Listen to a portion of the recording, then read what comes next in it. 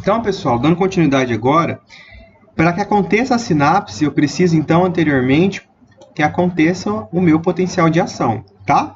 Que é baseado, então, na limiar, na minha despolarização, na minha repolarização e hiperpolarização. Limiar, despolarização, repolarização, hiperpolarização, repouso. Limiar, tá vendo? Então, isso aqui vai ter até uma correlação com a formação dos impulsos elétricos do coração, tá? Que é o complexo QRS, mas é bem parecido, é a mesma ideia que a gente vai ver lá em cardio. Então, olha só. Então, o que é essa sinapse? Na verdade, a sinapse, pessoal, ela é uma comunicação entre um neurônio e outro, que vai ser entre um dendrito, tá? Há um botão sináptico, que fica na região mais final do neurônio, e essa informação ela vai ser transmitida. Então, lembra que quando vai passando, vai tendo a troca de elétrons, né, e de íons, consequentemente a informação vai chegando, tá, até onde deve ser seu local de origem. Então, é sempre transferido para um hormônio para o outro. Geralmente, pode ser transferido também uma informação, tá? Essa minha sinapse, que é, na verdade, potencial de ação, né? É o neurônio para uma glândula ou órgão também, tá bom? Principalmente o sistema nervoso nós chamamos de sistema nervoso simpático e parasimpático. Bom, então existem dois tipos de sinapses, dois tipos de sinais, ok? Que são impulsos elétricos. Ela pode ser química ou elétrica. A sinapse química, ela é um evento bem mais lento, uma característica dela, ok? Então, olha só. Tá vendo essa imagem que eu coloquei aqui para vocês? Observem essa imagem, ela parece um sapatinho, né? Então, ó, aqui eu desenhei o soma, os dendritos do neurônio. Pensando no Goku. E aqui eu tenho um axônio, tá? E aqui eu tenho mais dendritos. Esses dendritos, eles vão ter, pessoal, botões, tá? Que são essas partezinhas aqui. Então, eu peguei essa partezinha e ampliei para cá, ok? A gente tem que lembrar que sempre vai ter um neurônio, que é chamado de neurônio pré-sináptico, e um neurônio que é chamado de pós-sináptico. O neurônio pré-sináptico ele vai produzir sinais e passar para o outro, que é o pós-sináptico. Geralmente, entre um neurônio e outro, sempre vai ter um espaço que eu chamo de fenda sináptica, tá? Então, isso aqui, esse espaço que vocês estão vendo aqui, ó, é chamado de fenda.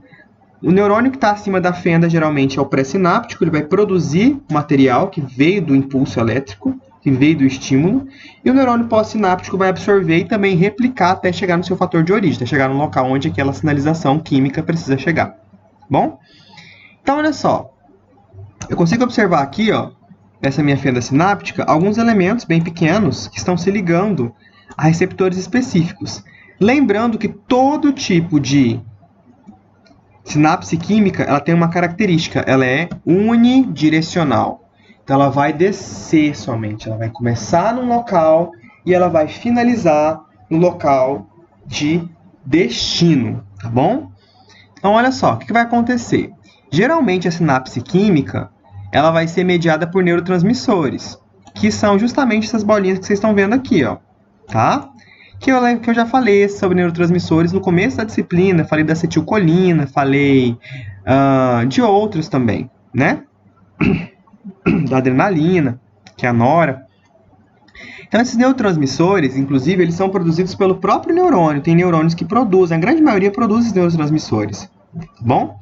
Então, vamos supor que esse aqui, o neurônio A, quer passar a informação para o neurônio B, porque ele recebeu um estímulo do sistema nervoso central.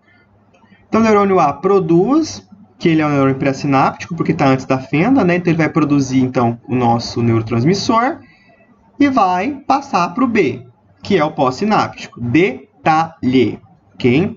Esses neurotransmissores que são produzidos pelo neurônio, eles são armazenados em vesículas bem grandes. Então, eles são produzidos e colocados em sachêzinhos, tá? Imagina que você vai numa loja a granel, né, que vende as coisas por quilo, você não vai pedir lá 100 gramas de amêndoa e a mulher não vai te entregar na sua mão. Ela vai colocar numa sacolinha para poder você levar e consumir. Então, é como se fosse assim, ele produz e coloca numa sacolinha, tá, na vesícula, para poder passar para o próximo coleguinha, que é o pós-sináptico. Bom? Lembrando que essa minha vesícula, ela vai ser estourada, tá? Ela vai ser aberta no finalzinho do neurônio pré-sináptico Porque aí o neurônio pós-sináptico, ele vai ter o quê? Um receptor que vai encaixar certinho a estrutura do neurotransmissor produzido pelo pré-sináptico pelo receptor do neurônio pós-sináptico. Isso nós chamamos, inclusive, de sistema chave-fechadura, ok? Vocês já viram isso em ciências moleculares e celulares. Bom, então como é que funciona a sinapse química? Vamos fazer mais um aprofundamento nela. Aquele potencial de ação que a gente viu, que tem o período limiar, né? Que tem aqui o que eu chamo de despolarização, exatamente esse local aqui, ele vai chegar no botão terminal do neurônio pré-sináptico. Ele vai chegar aqui, pessoal. Tá? Como que ele vai chegar? Então, olha só. Canais de cálcio. Ó, então já falamos de canais de sódio e potássio. Agora eu estou falando de canais de cálcio. Tá bom? Canais de cálcio que estão dentro da membrana plasmática do neurônio, que é aquela estrutura, tá? Que separa o meio de fora com o meio de dentro, eles vão se abrir, ou seja, eles vão ficar mais largos. Vai abrir um canal de cálcio aqui. Deixa eu desenhar com azul, para vocês entenderem. Ah, não quer. Ah, pronto. Vou ver aqui. Então, olha só. O canal de cálcio... Ixi, não foi. O canal de cálcio vai se abrir na membrana plasmática. Chegou o estímulo. Chegou esse estímulo aqui, ó. Chegou nesse pico dentro aqui do neurônio. Então, vamos abrir o canal de cálcio agora. São vários canais que vão abrindo ao mesmo tempo. Agora, nesse momento, agora estamos falando especificamente do cálcio. O cálcio... Então, se abrir o canal de cálcio, que está lá fora, o cálcio vai entrar, certo? Por meio de difusão, que é um tipo de transporte ativo também. Então, o cálcio que entrou, ele vai fazer o quê? Ele vai empurrar, tá? Ou melhor, deslocar aquelas vesículas que já estão prontas, cheias de neurotransmissores, tá bom? Depois disso, o cálcio empurrando essa vesícula vai chegar até na sua ponta final do neurônio pré-sináptico. Aqui eu tenho uma fenda, tá? E aqui eu tenho um neurônio pós-sináptico. E essas vesículas vão se romper e esse meu neurônio pré-sináptico vai cuspir, praticamente, esses meus neurotransmissores que foram empurrados em forma de vesícula pelo cálcio, aqui na fenda sináptica, para o pós-sináptico absorver isso aqui, tá? Esse mecanismo aqui de abertura das vesículas, bem na região final do neurônio pré-sináptico, eu chamo de exocitose. É um tipo de mecanismo celular, tá? Então, ela exocita. Então, a fagocita é colocar para dentro e a exocita é colocar para fora. Quando isso acontece, ela faz esse evento. Olha só o que aconteceu. Chegou o potencial de ação aqui na região final do neurônio, no axônio neuronal. O que vai acontecer? Esse potencial de ação ele é o quê, prof? É quando eu atingir a limiar e tem uma repolarização, ou seja, eu tenho uma concentração, um aumento brusco de voltagem positiva intracelular com acréscimo de sódio dentro da célula. Aí deu isso aqui. Vamos supor que esse potencial de ação, ele exige que seja formada uma sinapse química, tá? De produção de neurotransmissor, por conta desse neurônio aqui. Então, olha só, existe então, o que vai acontecer? Chegou o potencial de ação para esse neurônio poder produzir a neurotransmissor. Como é que é o primeiro mecanismo? Vai abrir canais, tá vendo? Que parece um corredorzinho, vai abrir bastante canais de cálcio. O cálcio que estava aqui dentro, perdão, aqui fora da célula, ele vai entrar. Entrou, esse meu cálcio vai diretamente nas vesículas sinápticas, que dentro dela está cheinho de neurotransmissor, e vai empurrar, tá? Tá vendo que faz o movimento 4 e 5? Essa minha vesícula para a região da membrana plasmática da fenda sináptica, que é essa estrutura aqui.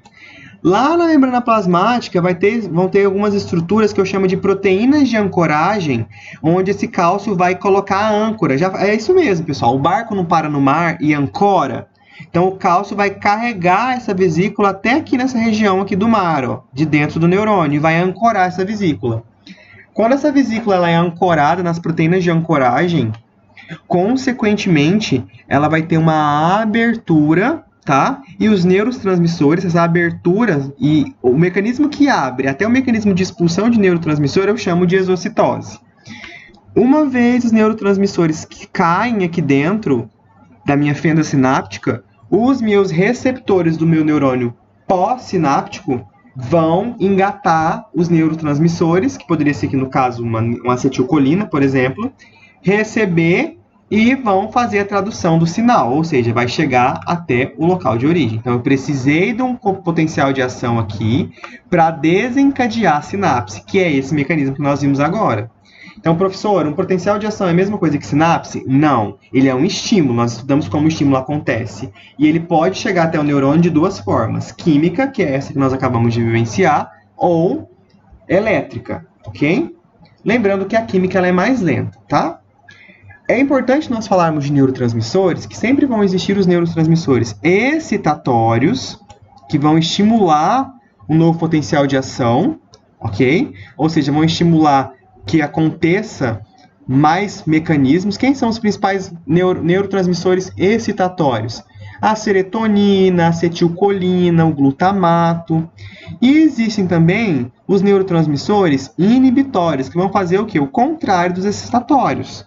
Eles vão estimular a hiperpolarização. Lembra aquele período refratário que a célula fica totalmente negativa? Ele vai estimular o que, então? O repouso do neurônio, a regressão do neurônio. Quais são eles? Por exemplo, o GABA, que é o ácido gama-aminobutírico, tá? Ou a glicina. Existem muitos outros, mas são os principais que vocês precisam saber. E como acontece a sinapse elétrica? Bom, a sinapse elétrica ela é diferente da química. Primeiro, a química é mais lenta.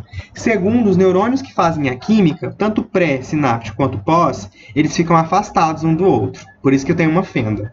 Já na minha sinapse elétrica, eu não tenho esse afastamento. Eles são bem juntos, tá? E essa junção de um neurônio pré-sináptico para um pós-sináptico eu chamo de junção de gap ou junção comunicante, certo? E como que esse neurônio pré-sináptico com o neurônio pós-sináptico vai fazer essa junção um com o outro? Quem que vai emendar um com o outro? Ué, quem vai emendar é o que eu chamo de proteínas que são conexinas. Então, essas conexinas, que são proteínas roxas que vocês estão vendo, ela vai criar uma ligação, uma ponte entre o neurônio pré-sináptico e pós-sináptico, tá? E aí forma uma passagem de íons diretamente de um para o outro. Lembrando que a minha sinapse elétrica ela tem uma característica de multidirecionamento diferente da sinapse que ela é química. A química ela é unidirecional, tá? Então essa que é elétrica ela pode subir e descer o sinal várias e várias e várias vezes, tá bom? Numa velocidade muito mais rápida do que a minha sinapse química. Bom, eu vou deixar 2 vídeos de fixações para vocês nessa aula. Vocês vão clicar nesse link para poder assistir o vídeo de fixação da professora do YouTube, que ajudam, além da minha explicação, a fixar melhor o conteúdo. A referência da aula foi o livro de Guyton, Junqueira e Moore, tá?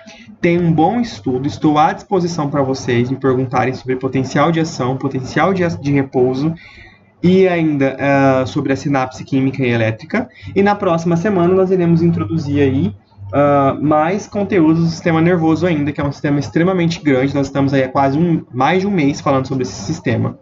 Eu quero deixar aqui, pessoal, uma colocação de que nós estamos cumprindo o cronograma que eu havia passado em sala de aula, tá bom? Então, portanto, estudem as aulas que eu estou encaminhando, estudem, me perguntem, abram fórum no Ava caso que queiram, pode mandar mensagem no WhatsApp, porque isso é conteúdo de prova quando nós voltarmos para a presencialidade. Nós estamos dando seguimento normalmente conforme o nosso cronograma, tá bom?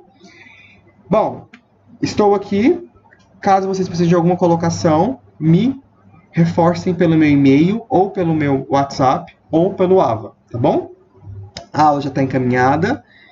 Não esqueçam de estudar, pessoal, todo esse processo de célula, nós vimos já. Eu só troquei o slide, tá? Eu mandei um slide antigo, agora eu atualizei ele. Mas o mesmo conteúdo que tem lá naquele slide antigo, tem no slide novo, só mudei as imagens, que é os tipos de neurônios, ok? As funções desse neurônio, as funções das neuroglias, quem são essas neuroglias, o que elas fazem, não esqueçam disso. Lembra que eu falei, inclusive, da esclerose múltipla por conta do desgaste da bainha de mielina, tá? E hoje a aula foi de 2 partes, potencial de ação e de repouso de um neurônio, que vai gerar um impulso nervoso, e posteriormente esse impulso nervoso que é o que nós chamamos de sinapse, que pode ser de 2 tipos.